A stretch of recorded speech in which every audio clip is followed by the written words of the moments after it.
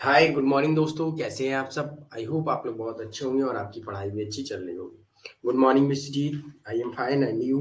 Good evening, sorry, good morning Sakshi. चलिए आ जाइए सभी लोग। Happy Janmashtami. Same to you mister ji, thank you.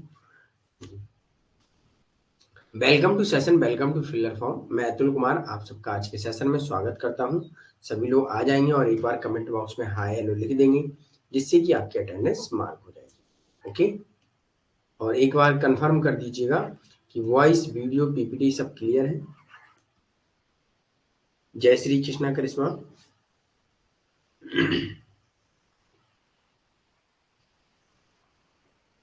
Happy Janmashtami करिश्मा आपको भी। ओके गुड साक्षी।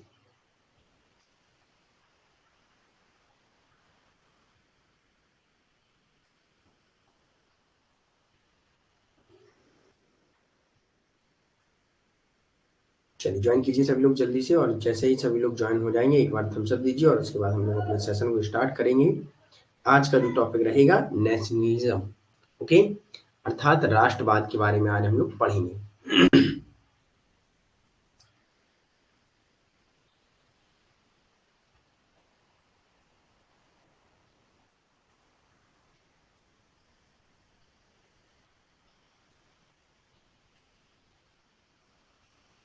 Good morning Pankaj.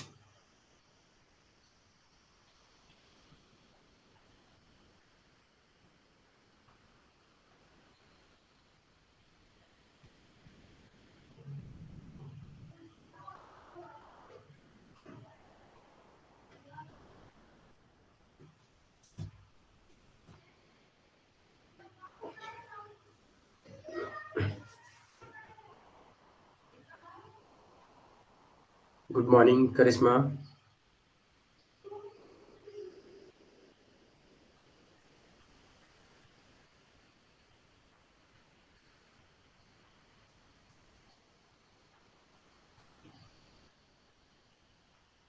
Good morning Muniya. Good morning. चलिए,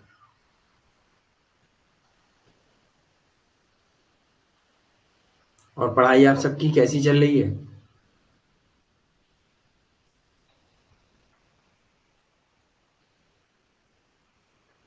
चलिए एक एक मोटिवेशन कोट लेते हैं। कामयाबी सुबह की जैसी होती है। अगर देखा जाए तो जो आपकी कामयाबी होती है वो सुबह जैसी होती है। यह मांगने पर नहीं मिलती है, सुबह जागने पर मिलती है। जैसे सुबह हमको देखना हो सूरज, एक अच्छा सा एक लालिमा जो सूरज की हमें देखनी हो, तो जब सुबह उठेंगे तभी दिखती है, राइट। ऐसे ही कामयाबी होती है। जब हमें पानी है तो सुबह उठना पड़ेगा, मेहनत करनी पड़ेगी, अपना पढ़ना पड़ेगा, तब चीजें जाके मिलती हैं आप सबको। ओके, ये देख रहे होंगे आप पीछे पिक्चर ना, सुबह। ओके।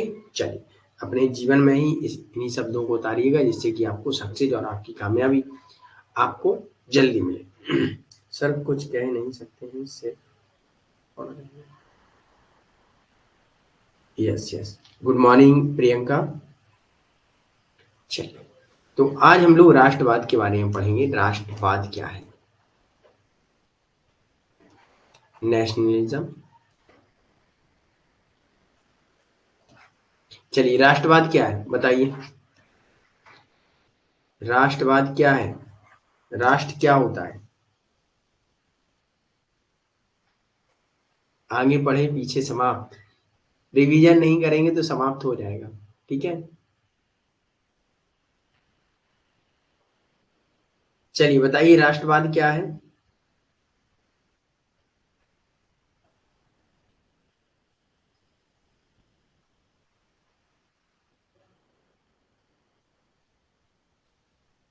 जवाब दीजिए दीजिए जल्दी से। राष्ट्रवाद क्या है, और एक और टर्म है, राज्य क्या है, राष्ट्र क्या है, और राष्ट्र राज्य क्या है।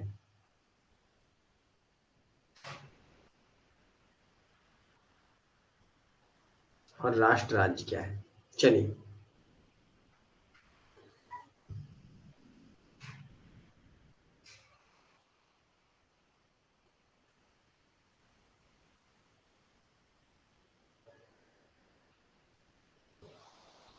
चलिए जो भी दे रहे हैं सही गलत दीजिए, लेकिन आंसर जरूर दीजिए। ओके।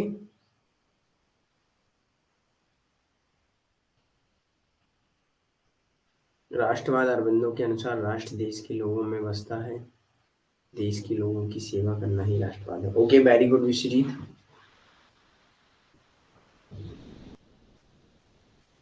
देश की प्रति प्रेम, एक सामूहिक पहचान।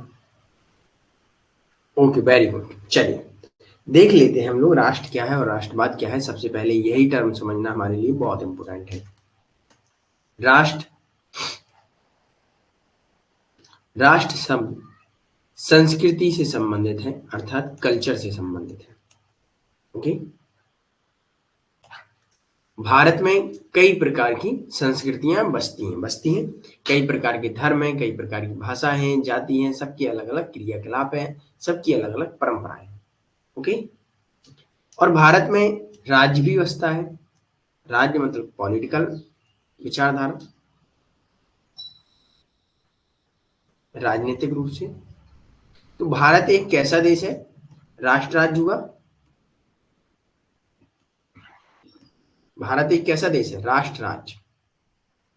अब कई बार कई देश राष्ट्र राज्य नहीं हो पाते हैं, कई देश राष्ट्रीय रह जाते हैं और कई राज्य। राष्ट्र राज्य बहुत कम देश होते हैं, भारत इनमें से एक है। भारत एक राष्ट्र राज्य देश है। ओके, याद रखिएगा। राष्ट्र एक आपकी कल्चरल टर्म है, सांस्कृतिक कॉन्सेप्ट है, और राज्य जो है एक आपका पॉलिटिकल है। ओके, राष्ट्र क्या है? एक सांस्कृतिक समुदाय से संबंधित है, जिसे हम कल्चरल कम्युनिटी कहते हैं। और राज्य क्या है? एक सांस्कृतिक पॉलिटिकल आइडियाज। तो भारत में अगर देखा जाए अंतरराष्ट्रीय स्तर पर, तो भारत में राज्य बसता है ना। जहाँ क्या है, पॉलिटी भी एक नेता द्वारा चलती है। और अंदर जब आएंगे भारत के अंदर, तो वहां आपको एक राष्ट्र देखने को मिलेगा। हर राज्य में, हर स्टेट में एक अलग अलग कम्युनिटी है, अलग अलग संस्कृति है, अलग अलग। अगर जैसे हम लोग मान लीजिएगा यूपी में है और एमपी में जाएंगे, तो एमपी का तुरंत कल्चर चेंज हो जाता है। एमपी से हम लोग जैसे मान लीजिएगा एमपी से हम लोग गुजरात जाएं, या मान लीजिए बिहार जाएं, तो बिहार का, यूपी से भी बिहार जाएं, तो वहां भी हमारा कल्चर चेंज हो जाता है, होता है। वहाँ यहाँ तक कि वहां तक खान पान, रहने का तरीका,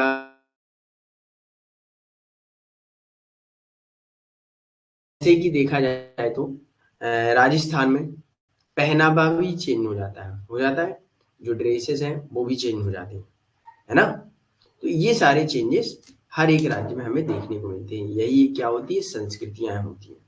तो कई संस्कृतियों से मिलकर हमारा भारत देश बना है, जिसे हम लोग क्या कहते हैं? राष्ट्र राज्य। तो ये चीजें समझ में आई। राष्ट्र क्या है? एक भावना है, इमोशंस है हमारे देश के प्रति। ओके, क्लियर है यहाँ तक?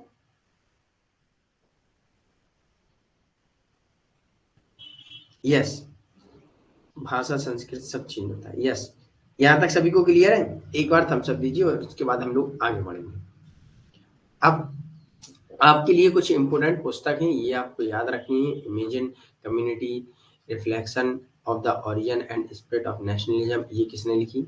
Benedict Anderson. Nationalism, five roads to modernity by Lee Greenfield. और Hans Kohn, nationalism and liberty, that is not who we are, we Rogers. M Smith, Congress and India, Congress and Indian nationalism by Richard Senan. Nations and nationalism by Ernest गेलर। ये सारी चीजें आपको याद रखनी है। ये पुस्तक बहुत इंपॉर्टेंट है। यहाँ से सिर्फ आपको पुस्तक याद करना ही करना है, क्योंकि आप जब क्वेश्चन देखेंगे तो आप कहेंगे कि सर ये बुक कहाँ से पूछ ली, है ना। तब हम कहेंगे कि भाई कंपैरेटिव से बुक बहुत आती हैं। ठीक है, तो यहाँ बुक पर ध्यान दीजिएगा, जो चीजें इंपॉर्टेंट है उन पर ध्यान दीजिएगा। Okay, clear? चलिए आगे। अब अभी तो हम लोगों ने समझा राष्ट्र और राज्य क्या होता है, उसके बारे में समझा था। अब नेशनलिज्म अर्थात राष्ट्रवाद क्या होता है, इसके बारे में हम लोग समझेंगे। ओके, अब राष्ट्रवाद क्या होता है, कोई बताए? अभी तो राष्ट्र और राज्य के बारे में समझा, राष्ट्रवाद क्या होता है? चलिए आंसर कीजिए।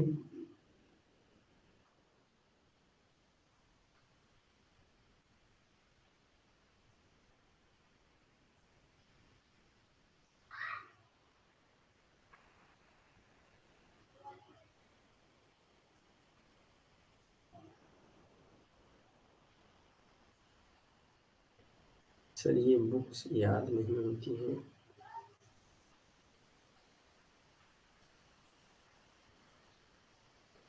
अभी का साक्षी, अभी तो बुक स्टार्टिंग हुआ है कि बुक आपको इतनी याद करनी है। अभी और भी बढ़ेंगी तो याद करना है कैसे ना कैसे। ओके, इतना याद कर लीजिए कि आपको सपने में आए कि ये थिंकर ने ये बुक लिखी। ठीक है, चलिए बताइए राष्ट्रवाद क्या है, आंसर कीजिए।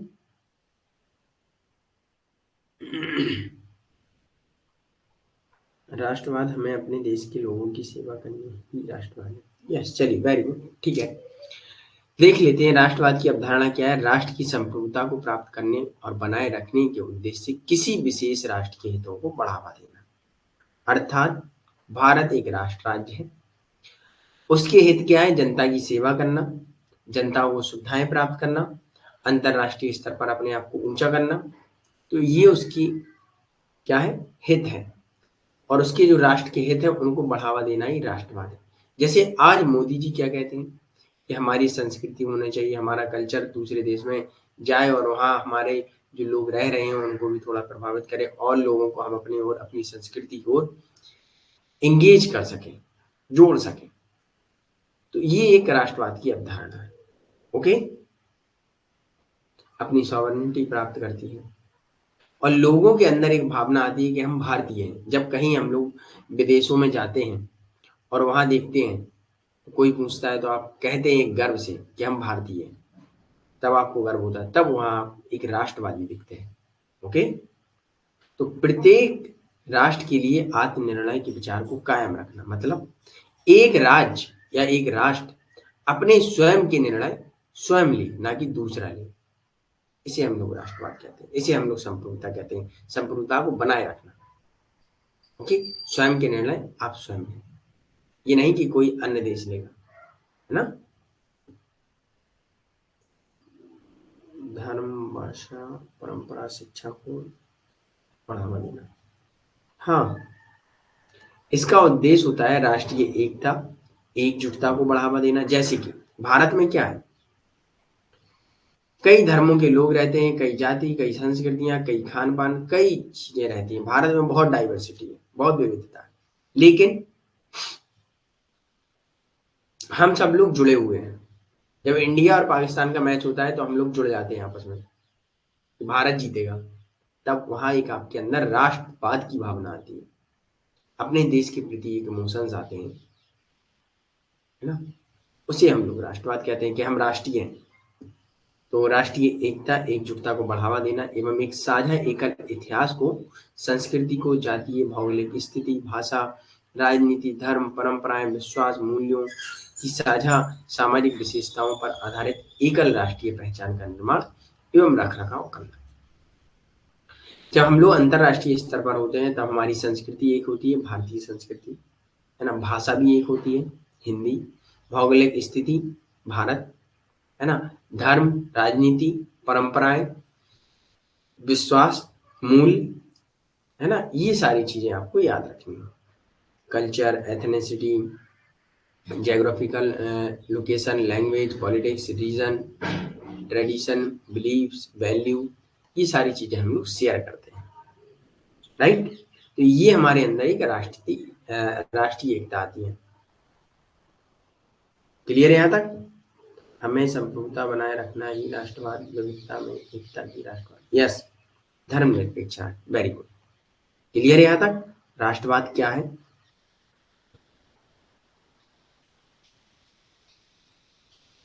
तो अब आपको चीजें क्लियर हो गई हैं। और देख लेते हैं राष्ट्रवाद की अवधारणा। राष्ट्रीय प्रतीक, राष्ट्रीय ध्वज, राष्ट्रीय गान, राष्ट्रीय भाषा, ये महत्वपूर्ण घटक होते हैं। एंथम है, लैंग्वेज है, फ्लैग है ना।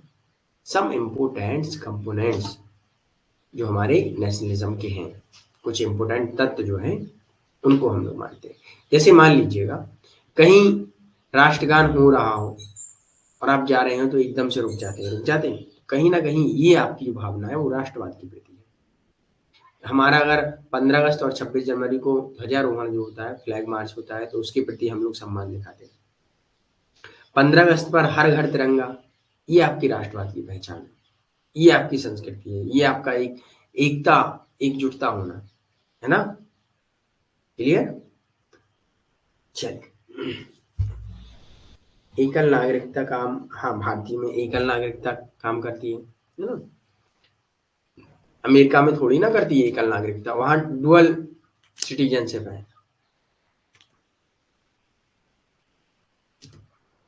ओके, अब जर्मन की कवि है गॉटफ्रीड हर्डर, जो कहते हैं सांस्कृतिक राष्ट्रवाद के जनक हैं। इन्हें कहा जाता है फादर ऑफ कल्चरल नेशनलिज्म, राष्ट्रवाद, सांस्कृतिक राष्ट्रवाद के जनक या पिता। फिक्टे भी इसके समर्थक है कि जर्मन भाषा में राष्ट्रवाद का अभिप्राय बोलिस्टिक है।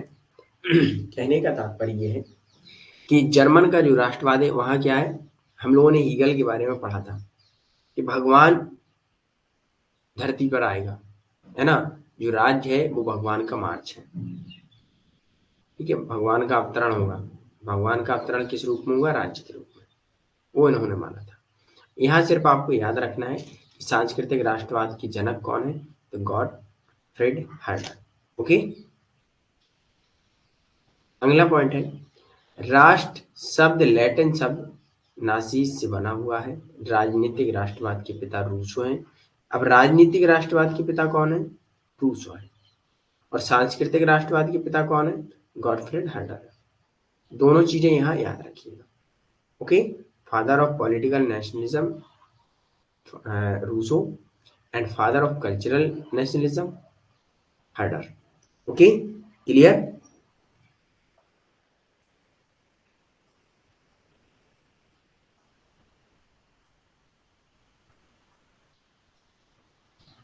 चलिए आगे बढ़ते हैं। अब आते हैं according to Anthony D Smith के अनुसार राष्ट्रवाद क्या है? स्वशासन की प्राप्ति एवं रखरखाव के लिए एक वैचारिक आंदोलन। तो हर विचारक ने एक राष्ट्रवाद की अलग अलग परिभाषा दी है, लेकिन यहाँ हम उन विचारकों को पढ़ेंगे जो इम्पोर्टेंट है। ओके, तो एंथनी डी स्मिथ, उन्होंने nationalism is an ideology movement for the attainment of maintain of self government, ठीक है, मतलब अपनी व्यवस्थाओं को स्वयं बनाए रखना, स्वशासन, सेल्फ गवर्नमेंट के बारे में बात करते हैं, सेल्फ गवर्नेंस या गवर्नमेंट के बारे में बात करते हैं। Okay, clear? यहाँ चीजें क्लियर है, आगे बढ़ते हैं। ऐसे ही एक और थिंकर आते हैं अर्नेस्ट गैलर। इनके अनुसार क्या है? Nationalism is a political principal that hold the nation and political unit should be congruent. राष्ट्रवाद एक राजनीतिक सिद्धांत है जो मानता है कि राष्ट्रीय और राजनीतिक इकाइयों को समरूप होना चाहिए। राष्ट्रीय और राजनीतिक इकाइयों को कैसा होना चाहिए? समरूप होना चाहिए, ये इन्होंने कहा है। क्लियर है यहां तक? ठीक है, तो अर्नेस्ट गैलर के अनुसार राष्ट्रवाद को इन्होंने राजनीतिक पॉलिटिकल प्रिंसिपल माना है जिसमें राष्ट्रीय एवं राजनीतिक इकाइयों को एक आपस में मिला जुला होना चाहिए। ऐसे ही आते हैं बेनेडिक्ट एंडरसन। इनकी पुस्तक बहुत इंपॉर्टेंट है। ये कल्पित समुदाय, एक इमेजिनरी कम्युनिटी के बारे में बात करते हैं। ये बहुत इंपॉर्टेंट टर्म है। यहाँ एक बार क्वेश्चन बना है यहाँ से कि इमेजिनरी कम्युनिटी अर्थात कल्पित समुदाय के बारे में कौन सा थिंकर बात करता है? बेनेडिक्ट एंडरसन इसके बारे में बात करते हैं। ओके, चलिए, राजनीतिक इकाई क्या है सर? राजनीतिक, अच्छा सर, गोल्डफ्रेड है या गॉडफ्रेड? जी ओ ए टी भी आ जाता है। ओके, गॉडफ्रेड, ठीक है। हाँ, राजनीतिक इकाई एक मान लीजिए पॉलिटिकल यूनिट होती है, मान लीजिए जैसे कोई संस्था, है ना, ये सारी चीजें। क्लियर? संस्था के बारे में बात करते हैं, कभी कभी यूनिट भी पूछ लेते हैं, यूनिट के नाम से भी दे देते हैं। अगला है बेनेडिक्ट एंडरसन के बारे में, जिन्होंने कल्पित समुदाय के बारे में बात की, जैसे कि जो शिक्षा, मीडिया एवं राजनीतिक समाजीकरण का परिणाम है। ओके, एक इमेजिनरी अर्थात काल्पनिक, स्वप्नीय दुनिया, स्वप्नीय कम्युनिटी के बारे में बात करते हैं जो शिक्षा, मीडिया एवं सामाजिक समीकरण का परिणाम है। शिक्षा के द्वारा बनती है हमारी राष्ट्रीयवाद, मीडिया के द्वारा, मीडिया में जो प्रचार होता है हमारी राजनीति का एवं राष्ट्रवाद का, वो चीजें हमारे ऊपर भी प्रभाव डालती है। ठीक है, वो एक ऐसी दुनिया क्रिएट करती है, इमेजन, जिसमें हम लोग राष्ट्रवाद की भावना से उससे जुड़ जाते हैं। जैसे कि मान लीजिएगा शिक्षा में आपको कुछ आपके देश के बारे में मोटिवेशन, एक साहित्य दे दिया जाए, कोई लेक्चर सुना दिया जाए, तब आप मोटिवेट हो जाते हैं। और एक मीडिया में कोई मूवी बना दी जाए, तो आप देश के प्रति एक राष्ट्रवादी हो जाते हैं। ये चीज उन्होंने कही है। ओके, अगला पॉइंट है, राष्ट्रवाद के एक विद्वान ने सामाजिक एकजुटता और सामूहिक पहचान के बारे में सोचने के तरीके के रूप में राष्ट्रवाद की धारणा पर जोर दिया। बेनेडिक्ट एंडरसन के अनुसार राष्ट्रवाद ने emphasize the notion of nation as a way of thinking about social solidarity and collective identity। तो सामाजिक एकजुटता एवं सामूहिक पहचान के लिए सोचने के बारे में एक हमें क्या दिए तरीके। ठीक है, तो ये चीजें आपको ध्यान देना है कि मूवी भी हमारे ऊपर प्रभाव डालती है ना, राष्ट्र से जुड़ने के लिए। इसलिए कभी कभी ऐसी मूवी आती है जिससे कि हम लोग एक अपने देश के प्रति एक भावना रखें, है ना, कि भाई हम भी राष्ट्रवादी हैं, हम भी देश प्रेमी हैं। तभी हम लोग क्या करते हैं, दूसरे देश के बारे में जो गलत करता है तब हम उसके बारे में गलत सोचते हैं। राइट, चलिए, ओके। हाँ, गदर 2 मान लीजिएगा, तो कभी कभी देशभक्ति मूवी बनाई जाती है। चलिए, क्लियर है यहाँ तक? आगे बढ़ते हैं। अगला पॉइंट है, यूरोप में राष्ट्रवाद का विचार वेस्टफेलिया ट्रीटी, जिसमें राष्ट्र राज्य के बारे में बात की जाती है। राष्ट्र राज्य, वेस्टफेलिया ट्रीटी, यहाँ हम लोग कंपैरेटिव पढ़ रहे हैं। जब हम लोग आईआर पढ़ेंगे, इंटरनेशनल रिलेशंस, वहाँ वेस्टफेलिया ट्रीटी के बारे में भी पढ़ेंगे, वहाँ राष्ट्र राज्य क्या होता है उसके बारे में भी पढ़ाया जाएगा। ठीक है, तो यहाँ भी अगर आप ध्यान दे लेंगे तो वहाँ चीजें जल्दी से आप कैप्चर कर लेंगे। ओके, तो यूरोप में जो राष्ट्रवाद का विचार वेस्टफेलिया ट्रीटी से आया। वेस्टफेलिया ट्रीटी 1648 1648 में से माना जाता है। तो इसमें अमेरिकी राष्ट्रपति वुड्रो विल्सन ने 14 सूत्रीय 14 प्रिंसिपल वाला एक राष्ट्रवाद का एक भाषण भी दिया था, एक घोषणा पत्र भी जारी किया था। इसमें 14 सूत्र थे राष्ट्रवाद के प्रति। ओके, बस इतना याद रखना है, वेस्टफेलिया ट्रीटी से राष्ट्रवाद का विचार आया है 1648 में। राष्ट्रवाद मुख्य आध्यात्मिक एवं भावनात्मक शक्ति है, इसमें हम अंदर से एक राष्ट्र के प्रति रहते हैं। ये हमने आपको पहले बताया, भावनात्मक, इमोशन एंड स्पिरिचुअल ना, जो राष्ट्र राज्यों में राज्य के सभी तत्वों को मजबूत कर रहा है। इन्हें इनसे क्या है, राज्य की शक्ति है, अधिकार है, कार्यों के प्रति लोकप्रिय निष्ठा है, वफादारी है, वैधता की सुविधाएं प्रदान होती है। ठीक है, तो ये चीजें आपको याद रखनी है कि राष्ट्रवाद क्या है, एक आपकी अंतरात्मा से निकलता है कि भाई हम भारतीय हैं, है ना। अगले थिंकर जो आते हैं, टाइनवी या टॉनवी भी कभी कभी कह दिया जाता है इनको। तो राष्ट्रवाद आधुनिक राज्यों का धर्म है। इन्होंने कहा राष्ट्रवाद क्या है, एक आधुनिक राज्यों का धर्म।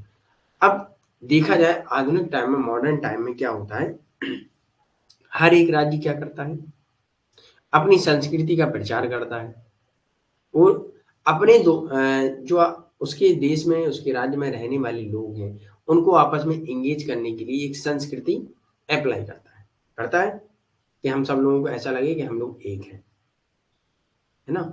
तो राष्ट्रवाद में सेम ऐसा ही है, सारे देश ऐसा ही करते हैं, मॉडर्न एज में कर रहे हैं।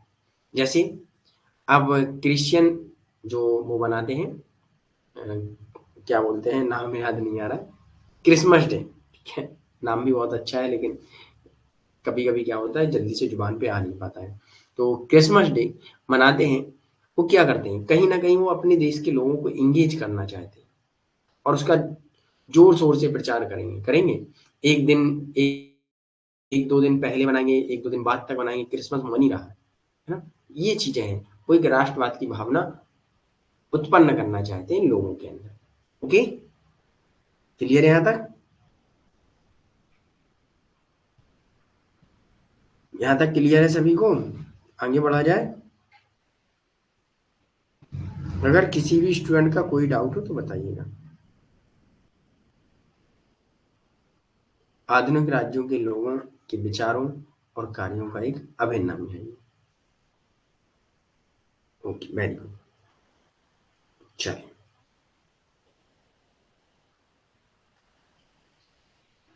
आगे बढ़ते हैं। अब कुछ तथ्य देख लेते हैं, एलिमेंट देख लेते हैं राष्ट्रवाद के कि भाई राष्ट्रवाद में क्या होता है। जैसे कि चलिए आप लोग बताइए, एलिमेंट बताइए कुछ, दो तो यहाँ लिखे हैं और भी बताइए आप। राष्ट्रवाद के कुछ तत्व बताइए।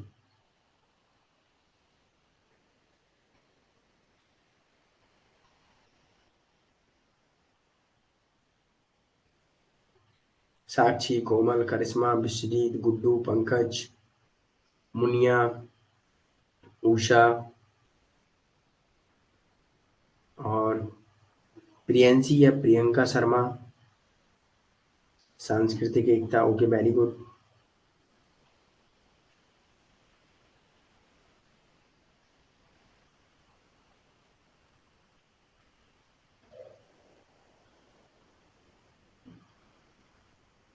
Okay very good Sharma ji. Priya Sharma.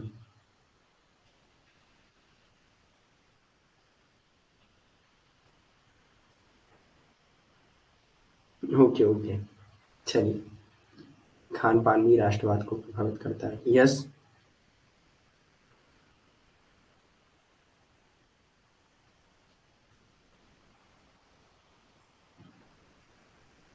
चलिए, सबसे पहले देख लेते हैं जातीय एकता,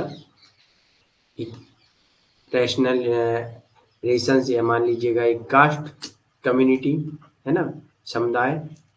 तो राष्ट्रीय एकता में क्या होता है, एक समान उत्पत्ति वाले परिभाषित क्षेत्र में रहने वाले लोगों के समूहों के बीच एकता होती है। इस एकता को उदाहरण के रूप में नाजी काल के जर्मन में स्पष्ट है, लेकिन राष्ट्रवाद में आमतौर पर एक सांस्कृतिक एकता है और विशेष रूप से नस्लीय एकता नहीं है ये, क्योंकि वर्तमान समय में किसी भी राज्य में नस्लीय शुद्धता नहीं है। ये जो जातीय एकता है वो कहीं ना कहीं ये वो वाली जाति नहीं है जो नस्ल वाली होती है कि भाई शर्मा जी है, वर्मा जी है ना। तो ऐसी जाति, ये इस जाति के बारे में बात नहीं करते हैं। एक जाति वो जैसे भारतीय, वो जाति की बात करते हैं। जर्मन में लोग नाजी, ठीक है, ये इस जाति के बारे में बात करते हैं, कोई नस्ल के बारे में बात नहीं करते। इन्होंने कहा है, इसमें कहा जाता है कि भाई राष्ट्रवाद के तत्व में जातीय एकता, एक देश में रहने वाले लोगों एवं उनके समूहों के बीच जो एकता होती है वो जातीय आधार पर होती है कि हम इस देश के हैं, हम जर्मनी हैं, वो एकता लोगों को इंगेज करती है। ओके। चलिए, देश में कहीं भी हो पर भारतीय हैं, चाहे धर्म संस्कृति अलग हो, यस वेरी। लिंग्विस्टिक अर्थात भाषाई आधार पर, इसमें आमतौर पर एक आवश्यक तत्व के रूप में माना जाता है, क्योंकि यह विविध लोगों को उनकी संस्कृति, मूल्य एवं विचारों को व्यक्त करने में एकता में बांधता है। Usually regarded as an essential element as it blind and diverse people in unity by express their culture, value and ideas। तो इसमें भाषा के आधार पर आपकी भाषा, आपके कल्चर, आपकी कमी, आपकी वैल्यू, मूल्स, इन सब के द्वारा लोगों में एक एकता पाली जाती है। जैसे भारत में लोग, भारत में हिंदी भाषा से संबंधित हैं, उनकी कोई भी संस्कृति हो, कुछ भी हो, कोई भी धर्म, कोई मतलब नहीं। भाषा हिंदी है, एक वो अपने आप को गर्व महसूस करते हैं। लेकिन अभी भी हमारे लोगों के अंदर क्या है कि भाई जो इंग्लिश बोलता है वो अच्छा है, ऐसा नहीं है भाई। जो जैसे एनवायरनमेंट में रहेगा वो वैसा बोलेगा, है ना। तो ये तो समाज में अंतर किए जाते हैं कि भाई भाषा के आधार पर तवज्जो दे दिया जाता है। लेकिन क्या है, जैसे आज हम लोगों के जो पीएम जी हैं मोदी जी, तो उन्होंने भाषा को इतना महत्व दिया। आज हिंदी, अगर आपने नोटिस किया होगा, जो बड़े बड़े आउटलेट्स होते थे बाहरी विदेशी कंपनी के, जैसे मैकडोनल्ड है, पिज्जा पिज्जा हट है ना, डोमिनोज है, तो पहले ये लोग हिंदी में सब कुछ करते थे, सॉरी इंग्लिश में करते थे। आज अगर आपने नोट किया होगा तो इनका जो एडवर्टाइजमेंट होता है वो हिंदी में भी होता है। और इनके आउटलेट्स पर जाएंगे आप लोग, हिंदी में भी आपको लिखा मिलेगा कि पिज्जा हट, है ना, ऐसा लिखा होगा।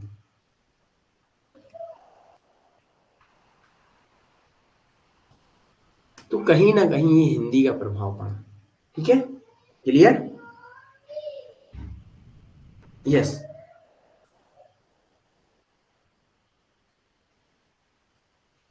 चलिए, आगे बढ़ते हैं। अब अगला आता है ज्योग्राफिकल यूनिटी अर्थात भौगोलिक एकता कैसी होती है। जैसे मान लीजिएगा लोगों के मूल्य, विचार, दृष्टिकोण, मानना क्या है होता है।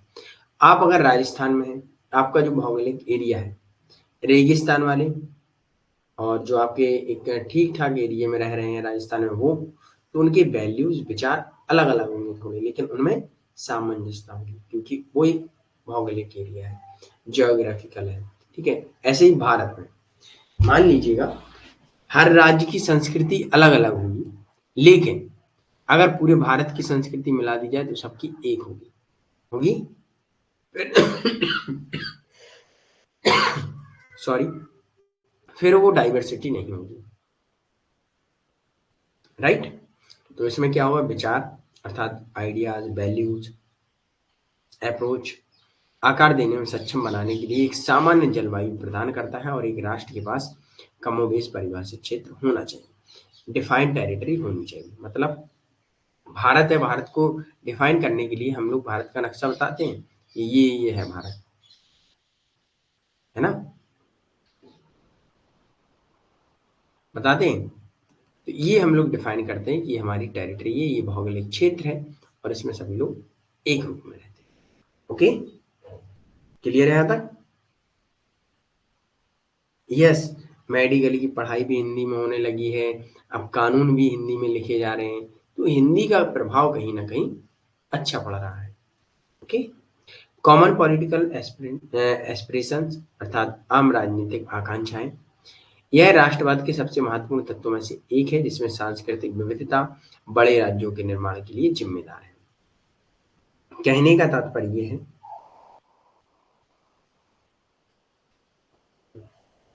सर ये चीज़ें तो विदेश नीति में भी पढ़ाई नहीं पढ़ाते। यस, विदेश नीति में भी पढ़ेंगे हम लोग। ये देखिए मैंने क्या बताया था, कंपैरेटिव पॉलिटिक्स पढ़ेंगे तो स्टार्टिंग में मैंने बताया था क्या, इसे अंतरराष्ट्रीय सिद्धांत के भी रूप में देखा जाएगा और दार्शनिक रूप में, ठीक है?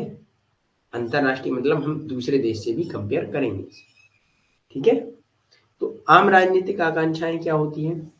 ये सबसे महत्वपूर्ण है कि सांस्कृतिक विविधता, कल्चरल डाइवर्सिटी वाले बड़े राज्यों के निर्माण के लिए जिम्मेदार है।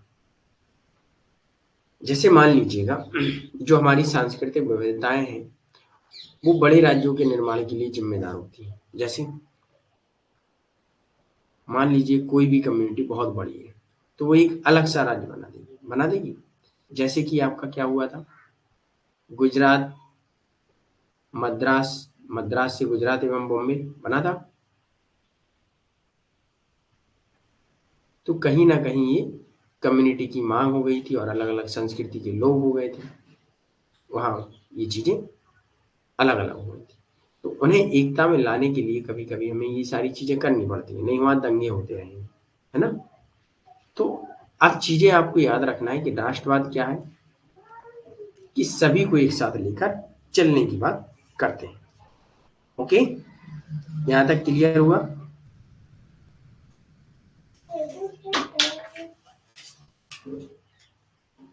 यहाँ तक चीजें क्लियर हुई?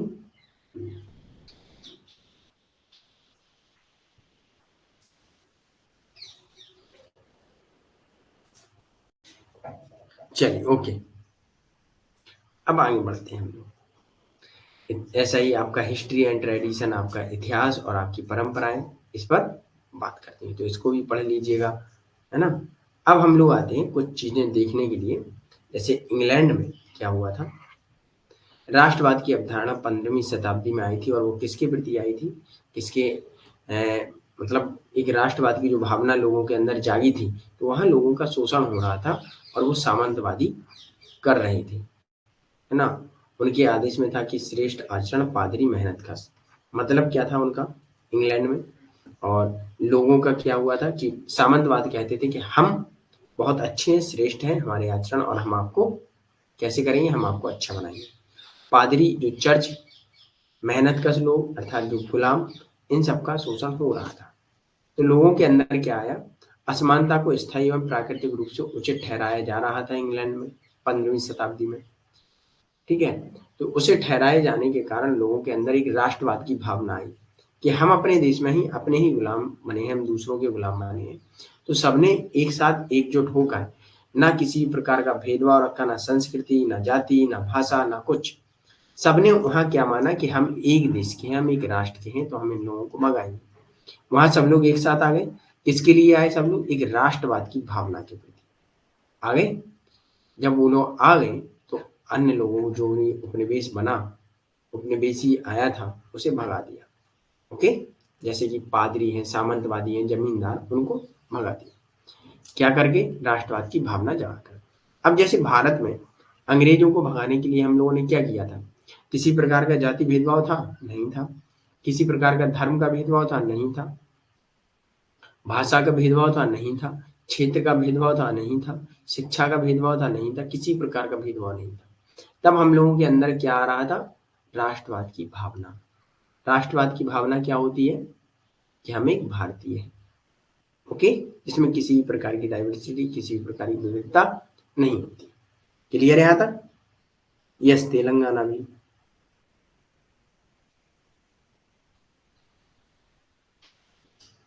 यस, हम सब एक होकर लड़े और भगाया उनको भी, है ना। चलिए, 3 अलग-अलग भूमिकाओं के साथ, जैसे पहले यह 1485 में रोज का युद्ध अर्थात वॉर ऑफ रोजेस जिसे कहा जाता है, जिसके परिणाम स्वरूप सामंतवादी अभिजात वर्ग का पतन होता है। इंग्लैंड में कुलीनता और पादरियों का जन्म के आधार पर, योग्यता के आधार पर निचले तबके से बदल दिया जाता है। कहने का तात्पर्य ये है, इसे थोड़ा आप पढ़ लीजिएगा, मैं ऐसे सिंपल भाषा में आपको बता देता हूँ कि जो सामंतवादी था वहाँ अभिजात वर्ग थे, तो वो शोषण कर रहे थे लोगों का, और वहाँ लोगों ने राष्ट्रवाद की भावना अपने अंदर जगाकर अपने लिए लड़े, अपनी स्वतंत्रता के लिए, अपनी समानता के लिए उन्होंने लड़े। ओके, तो ये चीज याद रखना है, अपने सम्मान, गरिमा, समानता, स्वतंत्रता से अब वो आनंद ले रहे हैं। अगला है अंग्रेजी राष्ट्रवाद व्यक्तिवादी और नागरिक अर्थों में था। यह राष्ट्रीय पहचान नागरिकता के समान है। ठीक है, तो व्यक्तिवादी इंडिविजुअलिस्टिक एंड नागरिकता सिटीजनशिप के बारे में बात करते हैं अंग्रेजी। ओके, ये क्लियर हुआ इंग्लैंड वाला। ये व्यक्तिवादी एक कैसा है? आधुनिक विचार है। ओके, याद रखिएगा, एक मॉडर्न आइडिया है।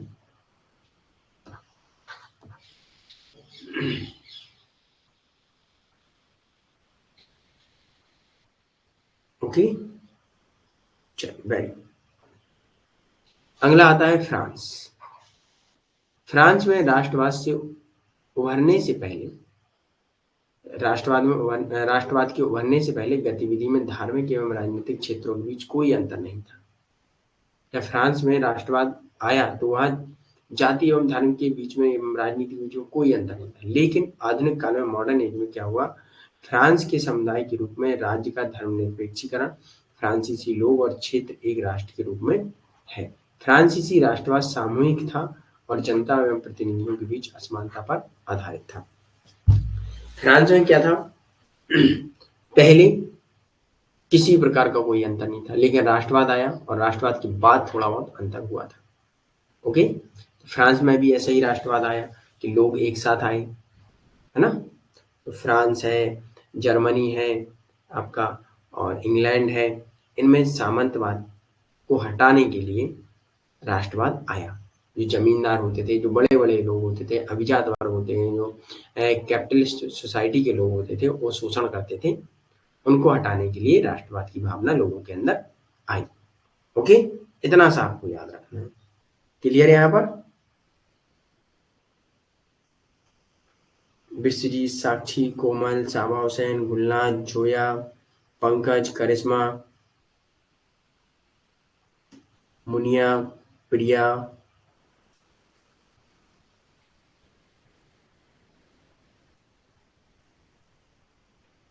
क्लियर हुआ? सिर्फ फ्रांसीसी क्रांति में ही आया है ना, पहले भी। देखिए, सिर्फ इतना याद रखिएगा। देखिए, भाषा तो बहुत है, भाषा में आप कंफ्यूज हो जाएंगे।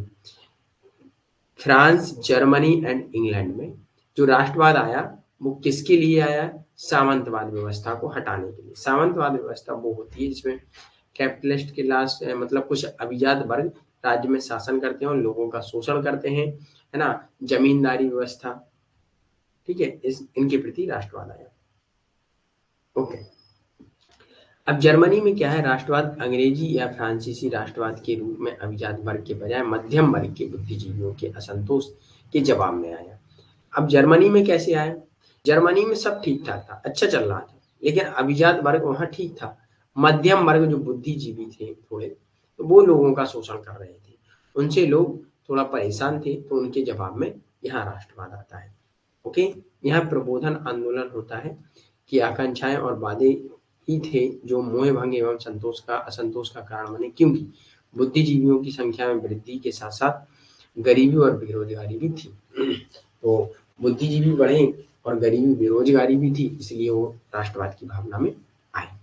ओके, शिक्षित बुजुर्गों द्वारा इसके खिलाफ प्रतिक्रिया एवं स्वतंत्रतावाद मतलब स्वतंत्रता, ठीक है, जिसने तर्क संगत आत्मा को रचनात्मक आत्मा के रूप में बदलने की मांग की। मतलब तर्क संगत आत्मा, जैसे आपने हीगल को पढ़ा होगा, हीगल और हर्डर, कोई लॉजिक नहीं था उनकी बातों में। वो क्या कहते थे, धरती पर राज्य पर एक ईश्वर का अवतरण होगा। ओके, अगर आपने पढ़ा होगा हीगल को, जब मैंने पढ़ाया था आपको, ठीक है, तो ये चीजें याद रखना है। इन्होंने बताया कि भाई राष्ट्रवाद कैसे आया, स्पिरिट के रूप में आया राष्ट्रवाद, मतलब स्पिरिट मतलब आत्मा के रूप में, जिसमें लॉजिक नहीं होगा। लॉजिक को खराब मानते थे ये लोग, विज्ञान को खराब मानते थे और ईश्वर को सत्य मानते थे। Okay, clear, divine theory, yes, दैवीय सिद्धांत के रूप में, ये चीजें याद रखना। जर्मन राष्ट्रवाद में एक जातीय समुदाय की सदस्यता प्राकृतिक संबंधों द्वारा निर्धारित होती है, जो जन्मजात है और परिचित नहीं हो सकते हैं, ये सारी चीजें। यहां तक क्लियर है सभी को। अब हम लोग थोड़ा आगे बढ़ेंगे, टाइप ऑफ नेशनलिज्म, राष्ट्रवाद के कुछ प्रकार देख लेते हैं, ये इंपोर्टेंट है। ओके, यस साक्षी,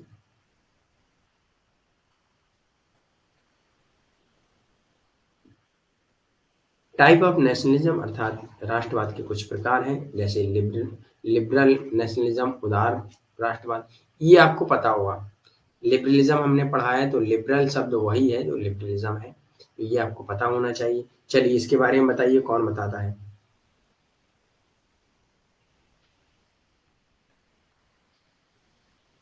यस, हीगल, जर्मन थिंकर। चलिए उदार राष्ट्रवाद के बारे में बताइए।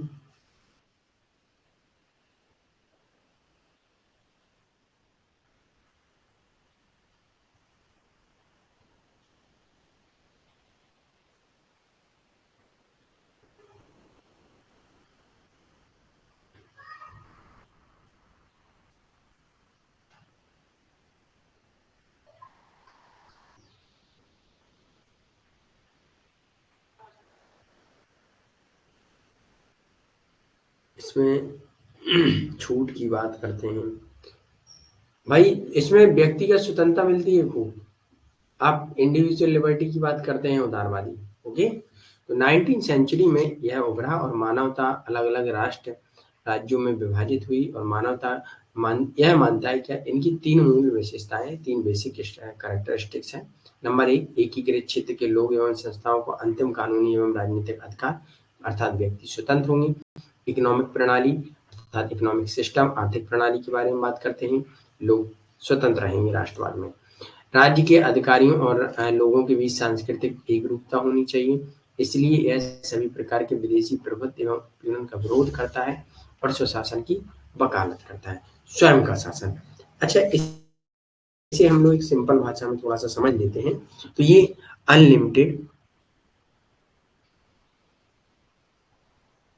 अनलिमिटेड लीगल की बात करता है, पॉलिटिकल अथॉरिटी होती है, ठीक है, कल्चरल हेमोजेनिटी होती है, इन सब के बारे में ये बात करते हैं, अर्थात स्वशासन की बात करते हैं, बस इतनी बात। तो उदार राष्ट्रवाद होता है, उसमें किसकी बात की जाती है, स्वशासन, स्वयं का शासन। ओके, क्लियर, यस, व्यक्ति पूर्ण स्वतंत्र होता है। चलिए आगे बढ़ते हैं। अब आक्रामक राष्ट्रवाद अर्थात एग्रेसिव नेशनलिज्म क्या होता है?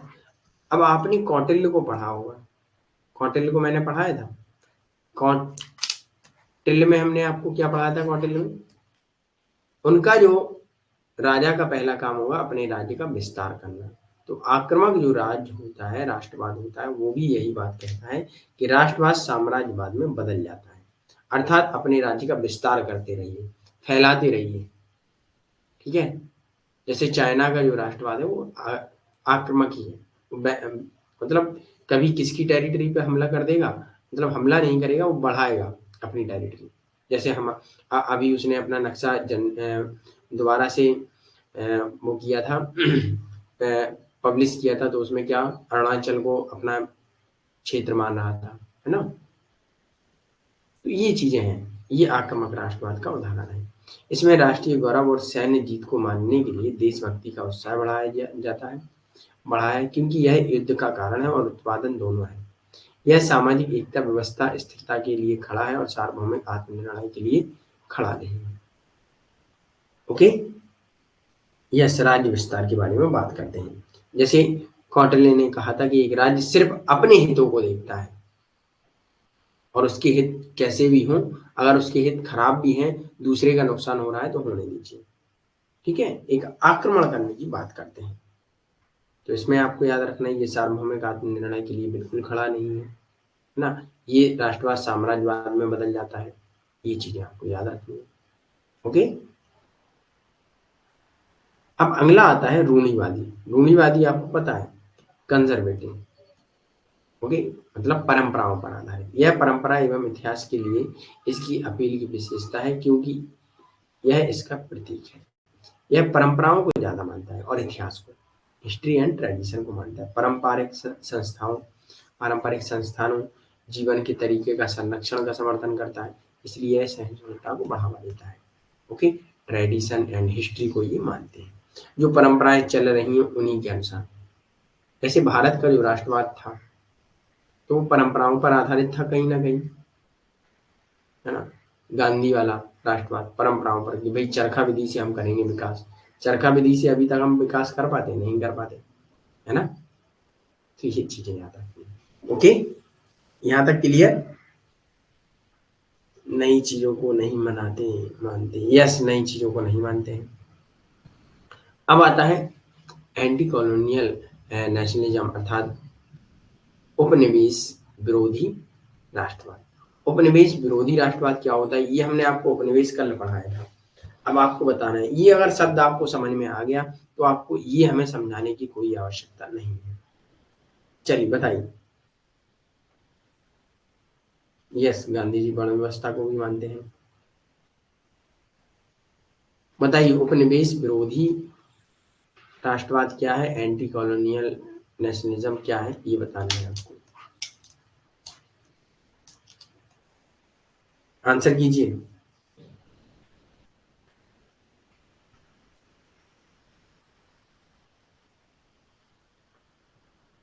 कल मैंने आपको उपनिवेश पढ़ाया था,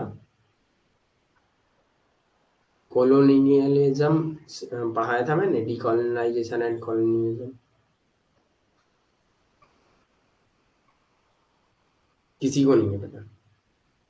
ये राष्ट्रवादी क्या करते हैं, उपनिवेश का विरोध करते हैं कि आप हमारे देश में आकर आप हमें अपनी कॉलोनी नहीं बनाएंगे। ठीक है, तो ये औपनिवेशिक सत्ता के खिलाफ एशिया अफ्रीका के लोगों के परिणाम को उपनिवेशवाद विरोधी राष्ट्रवाद कहा जाता है।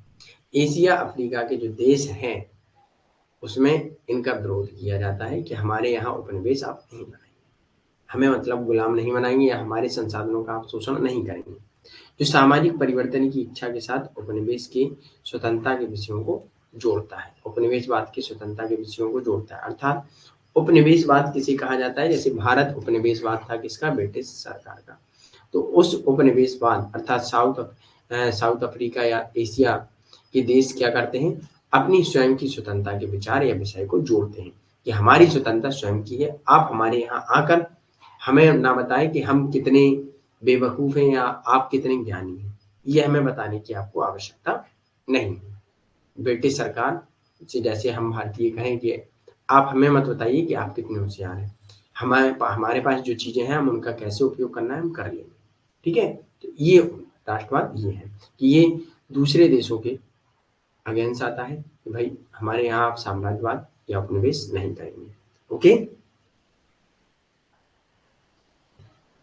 यस, चलिए अगला आता है सब स्टेट नेशनलिज्म, उपराज्य राष्ट्रवाद। यह क्या होता है? यह संसाधनों के असमान वितरण का परिणाम है, जिसके परिणाम स्वरूप असमान विकास पैदा होता है। उपराज्य राष्ट्रवाद क्या होता है इसे थोड़ा समझ लीजिएगा। जैसे मान लीजिएगा क्षेत्रीय क्षेत्र होता है, जैसे मैं भारतीय हूँ, मैं गुजराती हूँ, मैं मध्य प्रदेशी हूँ, मैं राजस्थानी हूँ। तो ये कहीं ना कहीं हमारे अंदर एक उपराज्य राष्ट्रवाद लाता है। जैसे आपसे पूछा जाए भारत के अंदर आप राजस्थान में हैं, आप यूपी गए, हम आपसे पूछे यूपी में कि आप कौन हैं, तो आप क्या कहेंगे? मैं राजस्थानी हूँ, मैं राजस्थान से हूँ कहूँगा। भारतीय तो नहीं कहेंगे आप। जब आप इंटरनेशनल लेवल पर जाएंगे, पाकिस्तान में जाएंगे या फिर अमेरिका में जाएंगे, तो वहाँ क्या करेंगे? आप कहेंगे भारतीय हूँ, वहाँ आप ये नहीं कहेंगे मैं राजस्थानी हूँ। तो ये एक राज्य के अंदर राष्ट्र की बात करता है। ओके, उपराज्य राष्ट्र की बात करता है। भाई क्या होगा? हम कैसे हैं? हम राजस्थानी हैं, हम मध्य प्रदेशी हैं, हम भोपाली हैं, है ना? तो ये चीजें बात करते हैं। इनमें क्या होता है? असमान वितरण का परिणाम होता है। जैसे हम बिहारी हैं, तो वो क्या कहते हैं, जब गवर्नमेंट हो या कोई राज्य हो, जब एक राज्य दूसरे राज्य के लिए, मतलब गवर्नमेंट है, केंद्र में सरकार है, वो राज्यों में अगर असमान वितरण करती है, तब हम लोग क्या कहते हैं, फिर हम अपने एरिया को बढ़ावा देने के लिए हम अपने एरिया का नाम लेने लगते हैं। जैसे आज के टाइम में अगर देखा जाए, हमारे भारत के अंदर ही कितने टाइप के सॉन्ग्स बनते हैं। क्यों बनते हैं? क्योंकि अलग अलग भाषाएं हैं और कभी एक लोग ध्यान देता नहीं है उन पर, है ना? तो क्या होता है, पंजाबी भी सॉन्ग बनते हैं, हरियाणवी भी बनते हैं, और एक मान लीजिएगा बिहारी भी बनते हैं और साउथ में भी बनते हैं, है ना? तो ये कुछ डाइवर्सिटी है कि राज्य के अंदर ही डाइवर्सिटी है। ओके, क्लियर है यहाँ तक सभी को?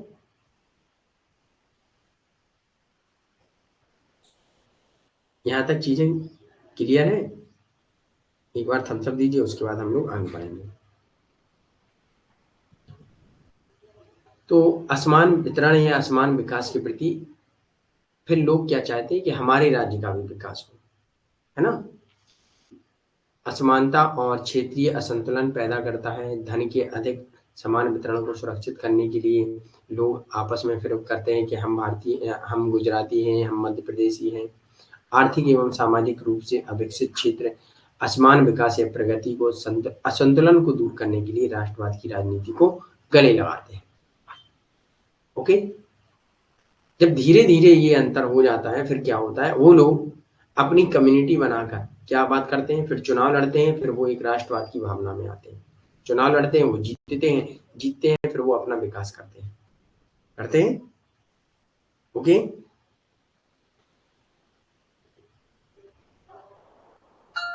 यस, यही होता है ना? ओके, यही होता है कि हम लोग फिर विकास की मांग करते हैं कि राजनीति में आ जाएंगे, ऑटोमेटिक हम लोग विकास की मांग करेंगे, है ना? यहाँ तक क्लियर सभी को? एक बार थम्स अप दीजिए और उसके बाद हम लोग आगे बढ़ेंगे।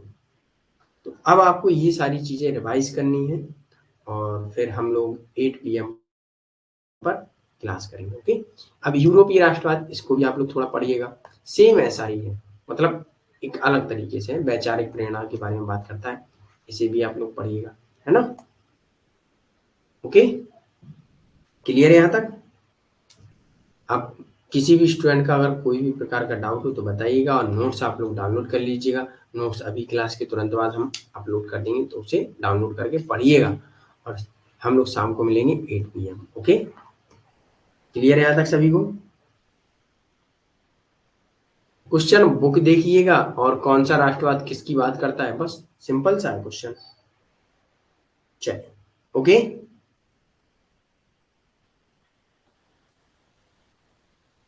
Okay, thank you for today session watch. Sorry, thank you for today session watch and most welcome. आप लोगों का आज का सेशन अच्छा लगा होगा। ठीक है, नहीं लगा होगा तो एक बार पढ़िएगा, तब चीजें और अच्छे से क्लियर हो जाएंगी। Okay, okay, most welcome all of you. कोई भी डाउट हुआ करे बेझिझक पूछ लिया करो, ठीक है, क्योंकि देखिए हम लोग यहाँ सीखने आए हैं, है ना।